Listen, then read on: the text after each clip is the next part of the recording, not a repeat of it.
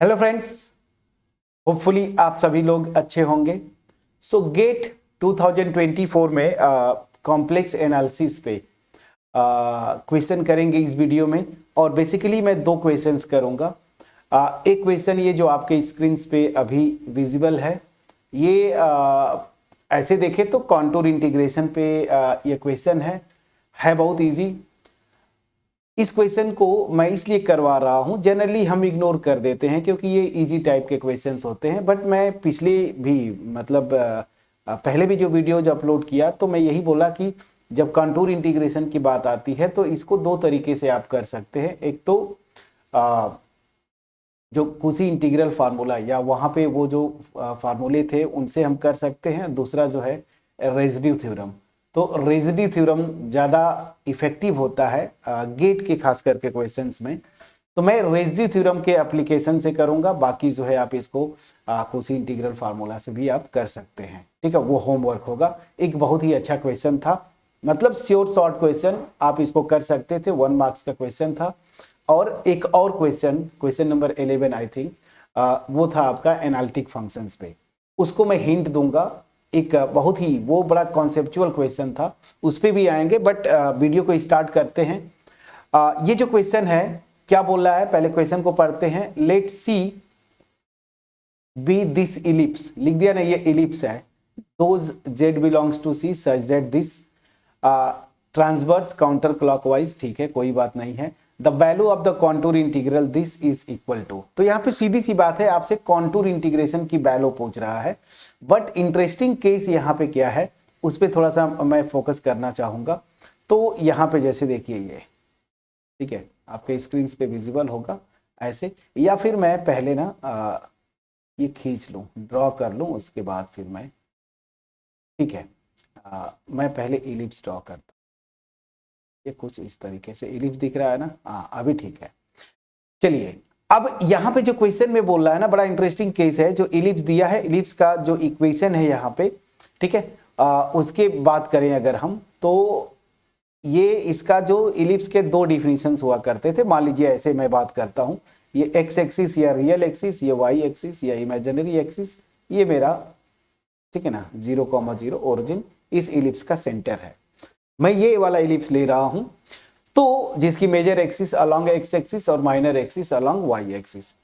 अब यहां पे थोड़ा सा याद करिए, इलिप्स का जब डिफिनीशन आपने किया है, मेरे ख्याल से आप क्लास 11th में, ठीक है ना। तो यहां पे जो इलिप्स का डिफिनीशन ये जो दिया है, तो इसका मतलब क्या है, पहली चीज देखिए, यहां से जो पॉइंट आएगा, दो पॉइंट्स आएंगे, z इक्वल टू, एक तो 2 आएगा, दूसरा -2। तो याद करिए इलिप्स का जो डिफिनीशन था, सेकेंड डिफिनीशन, जो एक तो ये था ना रेशियो वाला, फोकस से डिस्टेंस और डायरेक्ट्रिक्स से डिस्टेंस का रेशियो, वो कांस्टेंट होगा लेस देन 1, एक्सेंट्रिसिटी जिसको हम बोलते हैं। दूसरा क्या था डिफिनीशन, कि इलिप्स जो है उस पॉइंट, वेरिएबल पॉइंट का लोकस होता है। मान लीजिए ये पॉइंट यहाँ पे है, जिसके डिस्टेंसेस का सम, किससे डिस्टेंस मेजर करेंगे, दो फिक्स्ड पॉइंट्स होंगी, जिसको हम यहाँ पे क्या बोलते हैं, फोसी बोलते हैं। तो s और s डैश, इनसे डिस्टेंसेस का सम हमेशा क्या होगा, कांस्टेंट होगा। ठीक है ना, मतलब क्या हुआ, ps plus ps dash this is constant. तो इलिप्स ऐसे जो पॉइंट ये p है, अगर इस कंडीशन को सेटिस्फाई करे कि ps plus ps dash this is equal to constant, तो वो जो है जो कर्व को ट्रेस करेगा वो इलिप्स होगी। ठीक है ना, पहली चीज। दूसरा कि यहाँ पे ये जो कांस्टेंट डिस्टेंस होती है, अगर आप देखे होंगे तो मेजर एक्सिस के लेंथ के इक्वल होता है, अगर मैं सही हूं तो। इस टाइप का ये दिया हुआ है। तो यहां से देखिए जो पॉइंट्स दो मैंने निकाले, तो अगर मैं यही फिगर ले रहा हूं तो ये मेरा s जो है 2,0 और ये मेरा -2,0। ठीक है। अब एनीवेज, अब ये जो है बोला कि एंटी क्लॉकवाइज ट्रांसवर्स करते, मतलब पॉजिटिव डायरेक्शन में, तो ऐसे एंटी क्लॉकवाइज, काउंटर क्लॉकवाइज बोल रहा है ना, ये इलिप्स है। तो सीधी सी बात है, मैं थोड़ा सा बेसिक पे गया, एक बार बता भी दिया, रिकॉल कर लिया, अदरवाइज क्वेश्चन तो बहुत इजी है। तो अब बोल क्या रहा है कि आपको ये जो मेरा इलिप्स है, आपको ब्लू कलर में दिख रहा है ना, वही सी है मेरा काउंटर क्लॉकवाइज में। ठीक है, तो मुझे ये कॉन्टूर इंटीग्रेशन की वैल्यू निकालनी है। तो चलिए यहां से सीधे सीधे चलते हैं। इसको दो तरीके से कर सकते हैं। पहली चीज कि अगर ये अंदर वाला जो fz है, जो फंक्शन है, इंटीग्रेंड जिसको बोलते हैं वो है क्या, अगर आप ध्यान दें तो Z square upon Z square minus 2z plus 2। ठीक है, मैं जेड लिखता हूं ना ऐसे कट कर देता हूं तो आप कंफ्यूज मत होइए, ये जो जेड लिखते हैं वही जेड है ये। एनीवेज, तो ये मेरा फंक्शन है, मतलब इंटीग्रेंड है। तो ऑब्वियस ही बात है, हमें यही चेक करना है ना, चाहे आप जब भी इंटीग्रेशन निकालते हैं तो सबसे पहले आपका जाता है कूसी-गोडसेट थ्योरम। अगर ये फंक्शन एनालिटिक है, ये जो मेरा कॉन्टूर है यहाँ पे इलिप्स है, इसके अंदर या उसके बाउंड्री पे, इसके अंदर और बाउंड्री पे, तो कॉन्टूर इंटीग्रेशन 0 होता है। ये है मेरा कूसी-गोडसेट थ्योरम। तो सीधी सी बात है, मैं जाऊंगा और देखूंगा कि क्या इसका कोई सिंगुलरिटीज हैं, ठीक है ना। और सिंगुलरिटीज जनरली हम देखते हैं पोल्स आते हैं। तो यहां पे मैं इसको मैं इस फॉर्म में लिख रहा हूं pz बाई qz, ठीक है, न्यूमरेटर बाई डिनोमिनेटर फॉर्म में मैंने लिख लिया।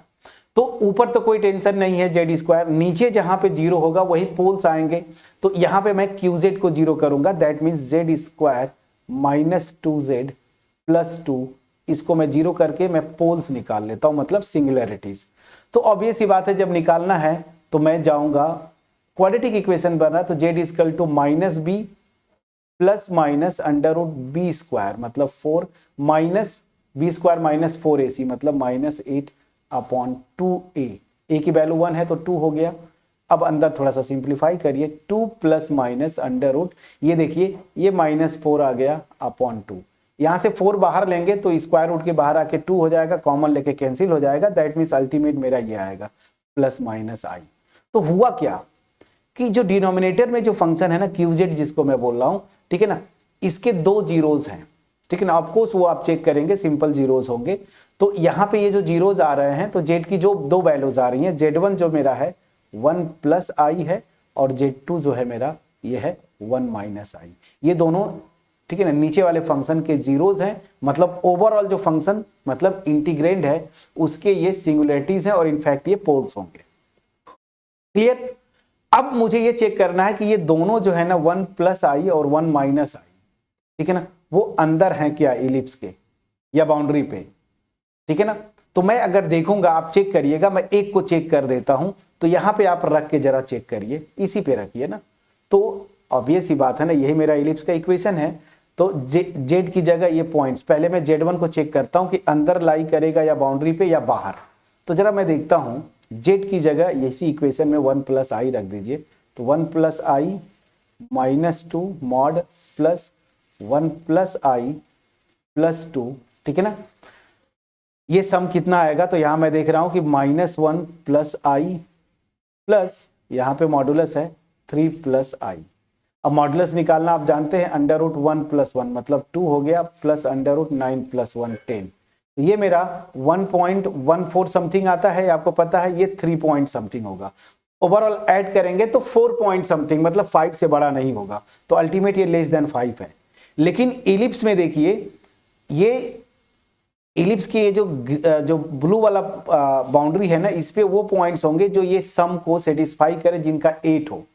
लेकिन यहां पे मैं देख रहा हूं कि ये जो पॉइंट्स जो मैंने 1 प्लस आई लिया ना, 1 प्लस आई होगा क्या, पहले अगर इसको ड्रॉ करना चाहें तो 1 प्लस आई, इधर मान लीजिए 1 ये है और आई इधर कहीं होगा 1 प्लस आई, ठीक है, ये पॉइंट है मेरा, या 1 भी लिख सकते थे, और 1 माइनस आई जाएंगे वो भी अंदर ही आएगा, देखिए 1 माइनस आई यहाँ पे, ठीक है ये।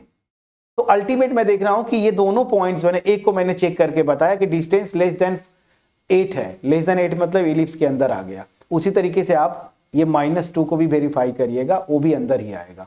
-2 बोला हूं, सॉरी, कहां गया ये 1 माइनस आई, इसको भी वेरीफाई करेंगे। तो Z1 1 प्लस आई और Z2 1 माइनस आई जो डिनोमिनेटर के जीरोस थे, मतलब इस ओवरऑल इंटीग्रेंड के पोल्स थे, सिंगुलरिटीज थे, वो दोनों इलिप्स के अंदर आ रहे हैं। दैट मीन्स कूसी-गोडसेट थ्योरम तो लगेगा नहीं। तो सीधी सी बात है, अब इस इंटीग्रेशन को निकालने के लिए मेरे पास 2 मेथड्स हैं, integral formula, Kosi integral formula, उससे आप जा सकते हैं, और सबसे जो आसान होगा रेजिड्यू थ्योरम लगाना, ये बहुत आसान होगा।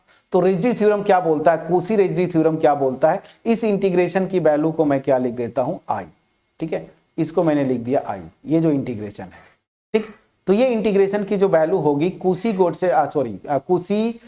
रेजिड्यू थ्योरम से क्या होगा, 2 पाई आई ठीक है ना, और sum of residue, sum of residue.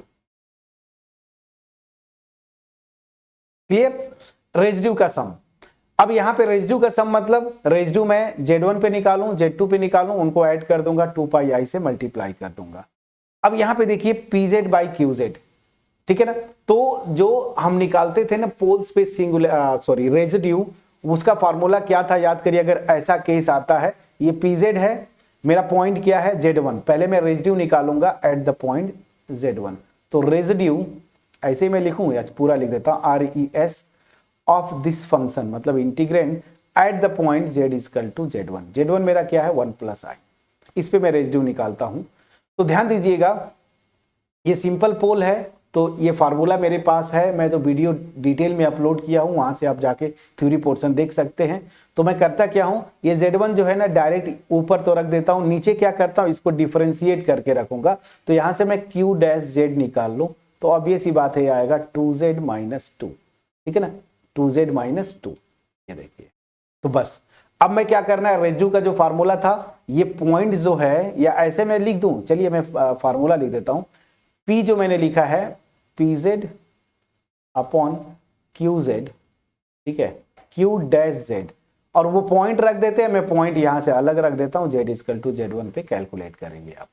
तो चलिए फटाफट करते हैं, 1 प्लस आई रखना है ऊपर, तो ये PZ मेरा क्या है, ये आपका P है ये, तो ये Z स्क्वायर, तो Z स्क्वायर की जगह क्या रखेंगे, इसी पे रेजिड्यू निकाला 1 प्लस आई, तो 1 plus i whole square upon Q dash Z, यहां पे आप रख देंगे Z की जगह 1 प्लस आई, ठीक है, दिस माइनस 2, तो क्या हो जाएगा, वही लगाइए, ए स्क्वायर प्लस बी स्क्वायर, मतलब आई का square minus 1 plus 2AB upon, यहां पे रखेंगे तो ये आ जाएगा 2 प्लस 2I माइनस 2। अब यहां से ध्यान दीजिए, बहुत आसानी से मेरा निकल गया ये, 1 माइनस 1 से ऊपर कैंसिल हुआ तो बचा 2I डिवाइडेड बाई माइनस 2, 2 से गया तो बचा 2I, तो ये क्या आ गया 1।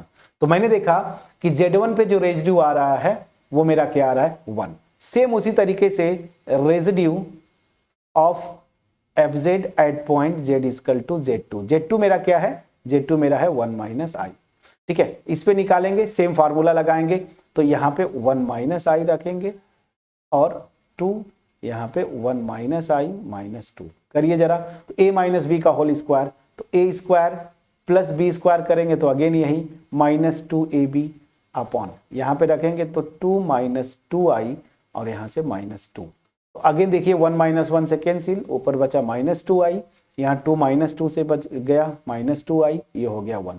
तो मैंने क्या देखा अल्टीमेट कि दो जो इस इंटीग्रेंड के दो सिंगुलरिटीज थे, इनफैक्ट वो पोल्स थे, Z इक्वल टू Z1 और Z इक्वल टू Z2, मतलब 1 प्लस आई और 1 माइनस आई, इन पे मैंने रेजिड्यू निकाला, 1 और 1 आया। सो बाय कूसी रेजिड्यू थ्योरम ये जो इंटीग्रेशन होगा दिस इज इक्वल टू 2 पाई आई ना, और सम ऑफ रेजिड्यू, तो Z1 पे रेजिड्यू 1, Z2 पे रेजिड्यू 1, मतलब 1 प्लस 1, तो कितना आ जाएगा friends 2 pi I multiplied by 2, मतलब 4 पाई आई, तो 4 पाई आई आंसर आना चाहिए। ऑप्शन आप देखेंगे तो सी ऑप्शन सही हुआ, प्लीज चेक करिएगा। तो ये क्वेश्चन मैंने इसलिए किया कि थोड़ा सा प्रैक्टिस हो जाए, इलिप्स का भी जो कॉम्प्लेक्स एनालिसिस में या कॉम्प्लेक्स नंबर फॉर्म में, जैसे इसका इक्वेशन ऐसा होता है, हम लोग उसमें मतलब कार्टेशियन में पढ़े थे हम लोग ना, X square upon A square plus Y square by B square this is equal to 1, वो था, यहाँ पे देखिए ऐसा होता है, ठीक है, और ये इसी फॉर्म में दिया था, फोकल डिस्टेंसेस का सम कांस्टेंट हो। तो यहां से रेजिड्यू थ्योरम का एप्लीकेशन मैंने करके, अब इसी क्वेश्चन को आप उसी इंटीग्रल फार्मूला से आप कर सकते थे, याद करिए, nth ऑर्डर डेरिवेटिव, अंदर कोई पॉइंट हो, ठीक है ना, तो उस पे आप लगा के कर सकते हैं। आप देखिएगा, मुझे ये हमेशा कंफर्टेबल लगता है, कैलकुलेशन का चांसेस कम हो, एरर का चांसेस कम होते हैं रेजिड्यू थ्योरम लगा के, बट ऐसा नहीं है, अगर आप उससे कंफर्टेबल हैं तो वहां से आप कर सकते हैं। तो एक ये क्वेश्चन था जो कि इजी क्वेश्चन मैं बोलूंगा, देखिए क्वेश्चन में दम नहीं था, मैंने आपको एक्सप्लेन किया, मे बी 10-15 मिनट लग गए हों, अलग इशू है, बट ये क्वेश्चन आप विद इन 3 मिनट्स कर सकते थे। जैसे अगर आपको प्रैक्टिस है तो देखिए क्या कुछ भी नहीं है इस क्वेश्चन में ना, बस ये रूट्स निकालने थे नीचे वाले, जो QZ है और उसको बस चेक करना था अंदर है कि बाहर, दोनों अंदर थे, दोनों पे रेसिड्यू निकाला, सम निकाला, 2 पाई आई से मल्टीप्लाई कर दिया, आपका आंसर आ गया। प्लीज चेक करिएगा। चलिए अब ये क्वेश्चन हो गया। अब ये सेकेंड क्वेश्चन में करने की जो बात बोल रहा था, ये बड़ा प्यारा क्वेश्चन था। इसका कमेंट आया था एक स्टूडेंट का कि सर ये तो ऑप्शन बी सही होना चाहिए ना।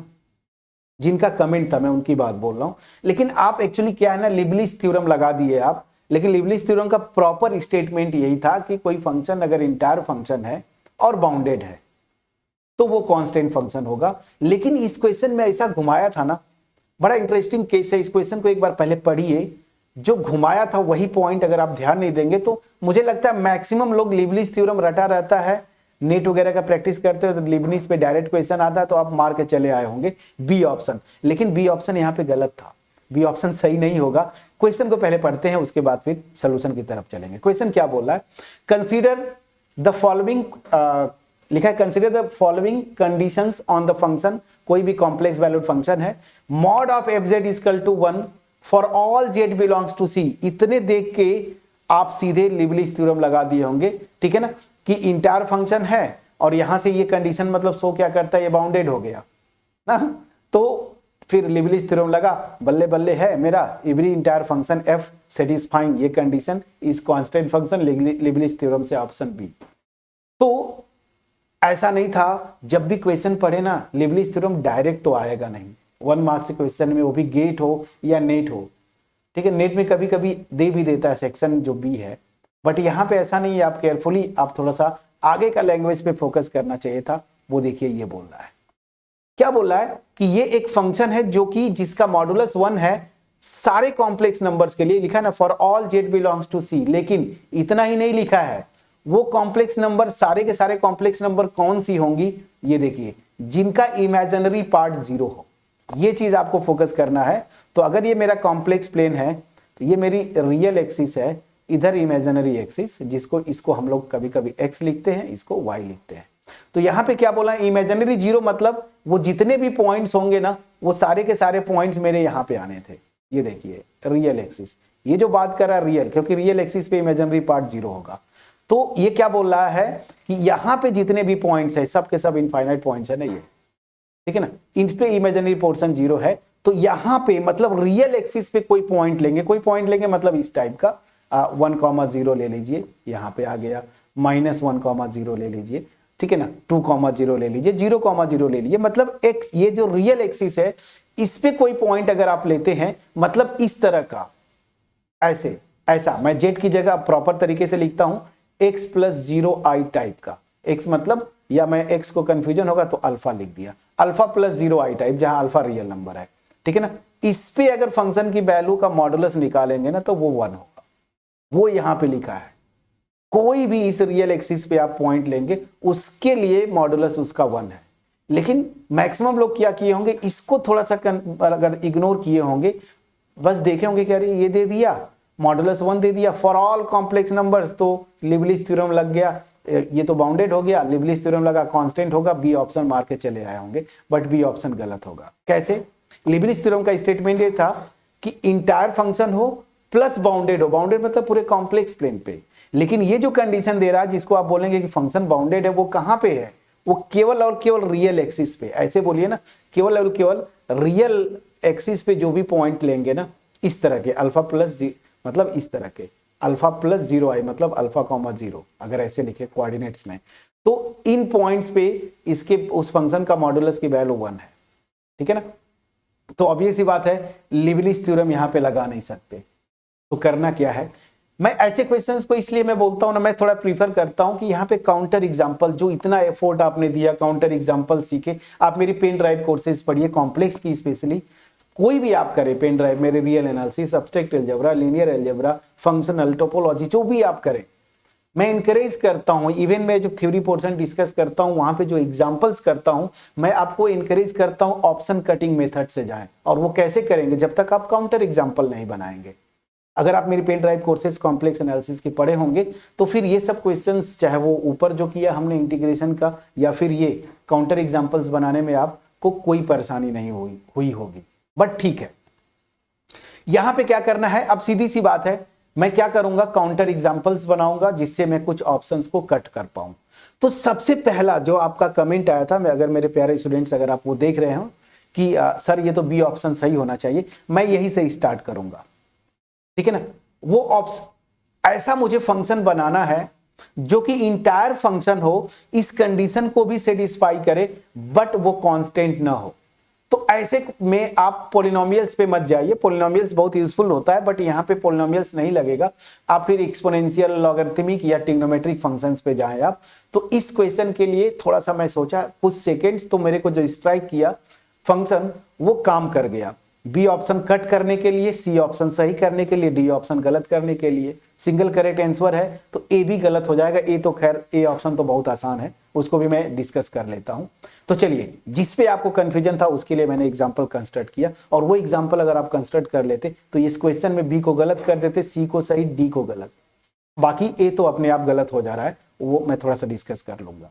चलिए, तो मैं जो काउंटर एग्जाम्पल कंस्ट्रक्ट किया वो काउंटर एग्जाम्पल मेरा ये है fz। ऑब्वियस ही बात है, मैं एक्सपोनेंशियल पे जाऊंगा। मैं बार बार बोल रहा हूं z ऐसे लिखते हैं लेकिन मेरी आदत है मैं ऐसे कट कर देता हूं। तो कुछ स्टूडेंट्स बोलते हैं कि सर ये क्या लिख रहे हैं, वो z ही है, जो आप ये z है ना वही वाला है। मेरी आदत है तो मैं कट कर देता हूं। एनीवेज, तो fz मैं एक ऐसा फंक्शन लूं, इस ऑप्शन में यही था ना इंटायर फंक्शन, जो कि इस कंडीशन को सेटिस्फाई करे। मतलब रियल एक्सिस पे कोई भी पॉइंट ले, उस पे उस फंक्शन का मॉडुलस 1 होना चाहिए, वो इंटायर फंक्शन होना चाहिए और वो कांस्टेंट ना हो, यही तो मुझे बनाना है। तो एक्सपोनेंशियल फंक्शन, तो fz equal to e raise to the power iz, ये आप ले लीजिए। समझ आ गया। तो ये जो फंक्शन है इसको अगर मैं देखूं तो e raise to the power i, इसको लिखेंगे x प्लस आई वाई, मैं प्रॉपर करूंगा तो ये हो जाएगा e raise to the power I X, और आई से मल्टीप्लाई होगा माइनस वाई। मतलब अल्टीमेट ये देखिए ऐसा हो गया, e raise to the power minus Y plus I X. इसको मैं ऐसे लिख सकता हूं, e raise to the power minus Y, bracket में e raise to the power I X को लिख सकता हूं cos x plus I sine x। Please check करिएगा, अरे इसको मैं लिख सकता हूं ना, e raise to the power minus Y into e raise to the power I X, इसको तो e raise to the power minus Y और e to the power I X Euler's formula. ठीक, अब जरा चलिए, पहली चीज ये फंक्शन इंटायर फंक्शन होता है, इसमें कोई कंफ्यूजन नहीं, ठीक है ना, पूरे कॉम्प्लेक्स प्लेन पे डिफरेंशिएबल होता है। तो ये मेरा फंक्शन इंटायर फंक्शन है, पहली चीज कि ये entire function everywhere differentiable on complex plane. Now coming to this point, this function satisfies this given condition for all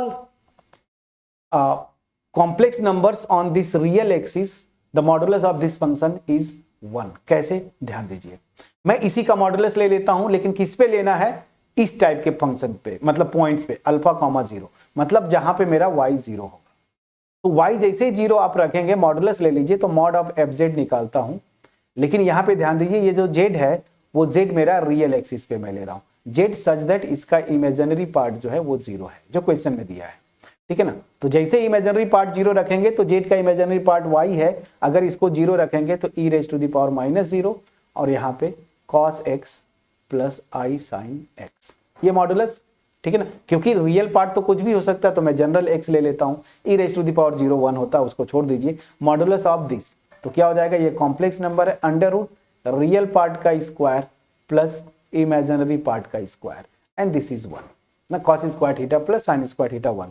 तो देखिए सारे वो पॉइंट्स जो कि रियल एक्सिस पे लाई करते, उन पे ये जो मैंने फंक्शन कंस्ट्रक्ट किया इंटायर फंक्शन है, मॉडुलस 1 है। लेकिन क्या ये कांस्टेंट फंक्शन है फ्रेंड्स? नो, ये तो अनबाउंडेड फंक्शन है ना, ठीक है, पहली चीज। तो चलिए यहां से इसी काउंटर एग्जांपल से ऑप्शन बी आपका गया, जो आप लिबलिस थ्योरम अगर ध्यान नहीं देते तो गलत कर देते। दूसरी चीज ये देखिए, there is a non constant analytic polynomial F satisfying P. ये क्या बोल रहा है ना कि कोई मुझे एक पॉलिनोमियल मिलेगी, there is a non constant, एक पॉलिनोमियल मिलेगी एफ जेड इक्वल टू, जो भी आप पॉलिनोमियल कैसे लिखते हैं आप इस तरह से ना, a0 प्लस a1z और इस तरह से plus an z to the power n, ऐसी पॉलिनोमियल की बात करते हैं जहां पे a0 a1 a2 an ये जो है कॉम्प्लेक्स कांस्टेंट्स हैं यहां के केस में। तो मैं एक आसान सा एग्जांपल ले लेता हूं ना, एक पॉलिनोमियल से लेके आप कट कर देंगे। ध्यान दीजिएगा, एक नॉन कांस्टेंट पॉलिनोमियल बोल रहा है, मतलब कांस्टेंट नहीं होना, तो मैं आसान सा एग्जांपल z ले लेता हूं। ठीक है। और ये बोल भी रहा है एनालिटिक पूरे कॉम्प्लेक्स प्लेन पे, तो ऑब्वियस सी बात है इंटायर, वो तो ऑब्वियस सी बात है कोई पॉलिनोमियल इंटायर फंक्शन होता है। ठीक, अब यहां पे ये देखिए अगर ऐसा मैं लिया तो ये इंटायर फंक्शन हो गया, लेकिन क्या ये इस कंडीशन को सेटिस्फाई करेगा? बिल्कुल नहीं करेगा। कोई एक नंबर ले लीजिए ना रियल पे, मैं 1,0 ले लिया तो f ऑफ 1,0 ना, ऐसे इसका मॉडुलस मुझे लेना है। तो मॉड ऑफ ये z मेरा क्या होता है x plus I Y, x की जगह आप 1 रखिए, y की जगह 0, तो ये देखिए ये 1 आ गया। ठीक है, बहुत बढ़िया। आप बोलेंगे बहुत बढ़िया काम कर गया, कैसे काम किया फ्रेंड? दूसरा पॉइंट लीजिए ना, z को मैंने इसी रियल एक्सिस पे 2 प्लस 0 आई लिया, और जैसे ही 2 प्लस 0 आई लेंगे ये ना, इसका मॉडुलस क्या हो जाएगा? मॉड ऑफ 2 प्लस 0 आई, और इसका मॉडुलस आ गया 2।